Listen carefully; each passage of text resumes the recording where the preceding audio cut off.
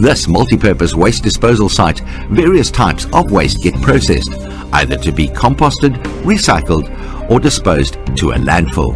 The 1,000 tons that get processed on a daily basis are dropped off at the facility by the City of Cape Town and contracted refuse collection services. At this facility, any type of waste is accepted, except for hazardous and medical waste. At the on-site public drop-off, any general waste that includes clean garden waste, cans, metal, cardboard, polystyrene and Tetra Paks, just to name a few, are accepted. First, the trash goes into a bag splitter. This machine opens the trash bags and separates the waste clump together.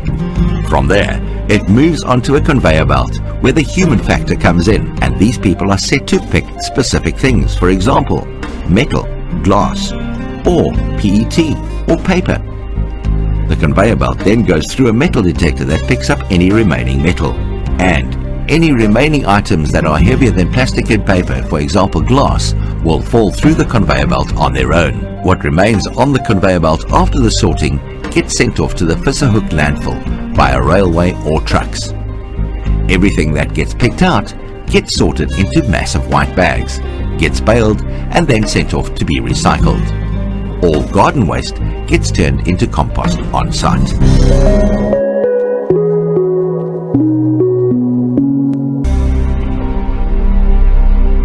Bales of recycled waste arrive from a material recovery facility.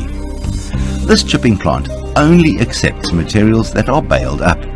This means they don't buy from individual collectors. The price they pay gets influenced by the quality and demand for the bottles. For example, green bottles cost less to buy than clear bottles, as the demand is smaller for green than clear bottles. When the bales get to the premises, they are weighed and opened onto a conveyor, where it's opened and sorted by machine, and then by hand. On this conveyor belt, some bottles are removed as they are not the correct color.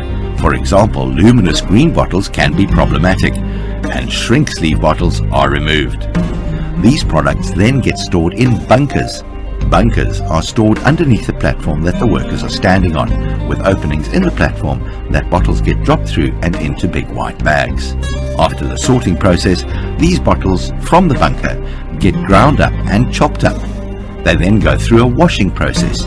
They are then packed and shipped off to their next facility.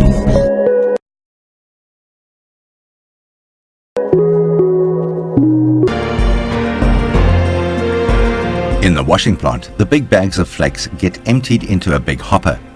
A screw-like machine takes the flakes into different layers to split sand, paper and plastic flakes.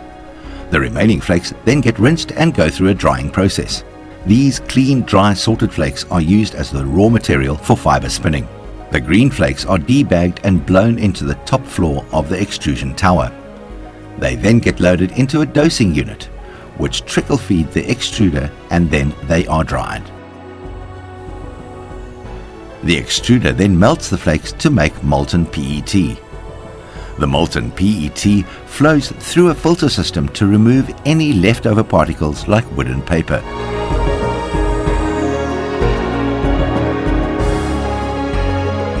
The molten and filtered polymer then flows to the spin bar, where it gets divided and pumped through the spin cans.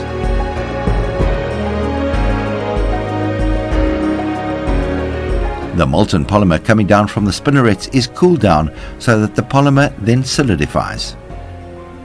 The fiber bundle is pulled down and sprayed with a liquid spin finish. The bundles of fiber are combined into a tow and deposited into a rotating can. Several cans are combined through a can creel to create a large bundle of fiber going into the stretch line.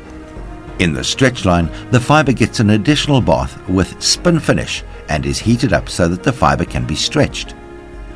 By stretching the fiber by 3.5 times its original length, we get better molecular orientation, which gives strength and reduction to the diameter.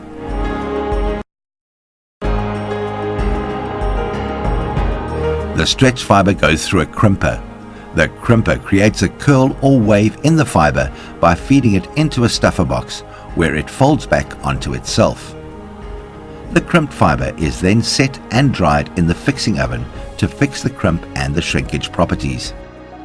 The crimped fiber is fed into the cutter to cut it to the required length and blown into the baling press.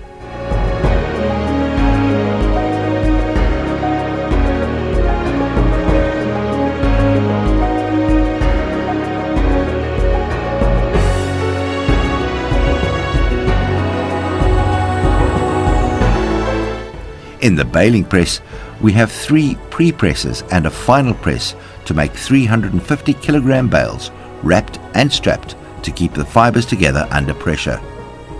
These bales are weighed and labelled and delivered to the next facility for further processing.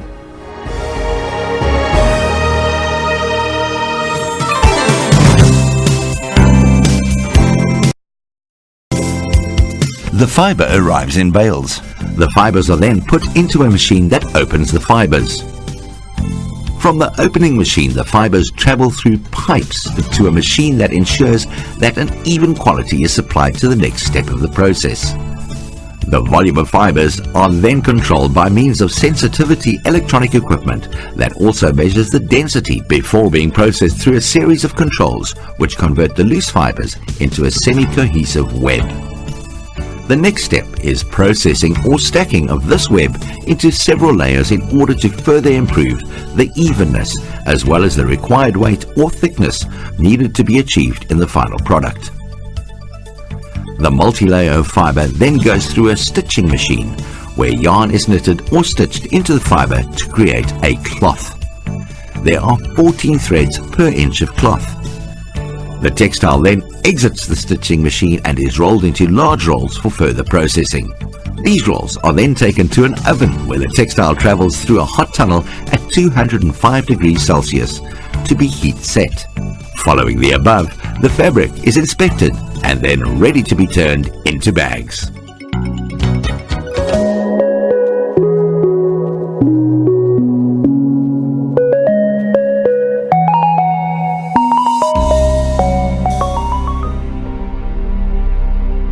In the final stage of the bottle to bag journey, we have a look at the bag manufacturing plant.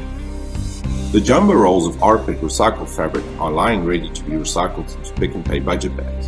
The fabric is first silkscreen printed using a one-color water-based printing system. Here you can see 2 bags being printed simultaneously. The bags are printed and then cured in a 40-meter long oven. This ensures that wash fastness and rub fastness of the print is adhered to. After printing, these rolls are then re-rolled using laser-guided precision back into jumbo rolls. These jumbo rolls are then loaded onto the semi-automatic bag manufacturing machine. This machine adds a top and bottom hem, the center fold, as well as the expanding gusset. This gusset is very important as it will expand when loading groceries. The entire bag is manufactured with laser-guided precision to the exact size. The bags then proceed still attached to one another to the final station, where the handles are manufactured and attached to the bags, the sides are sealed, and the bag is cut to size. The bags then proceed to the quality control team, who check quality, do the counting, as well as the packaging. These are then palletized and distributed across the country to all the Pick n Pays.